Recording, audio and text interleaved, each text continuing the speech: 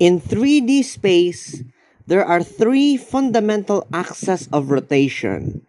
These axes are used to describe the rotational movement of objects, particularly in fields like aviation and human anatomy. If you are new to NATEch of Cebu, just hit the subscribe button for free. Lateral axis runs from side to side, perpendicular to the longitudinal axis.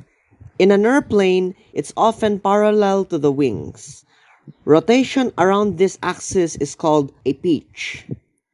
Longitudinal axis runs from front to the back of an object, like the fuselage of an airplane. Rotation around this axis is called a roll.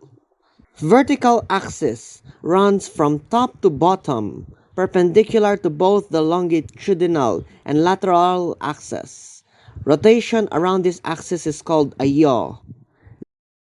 These three axes are crucial for understanding how objects move in three-dimensional space and are often used in conjunction with three reference planes, transverse, sagittal, and frontal, to describe movement in detail.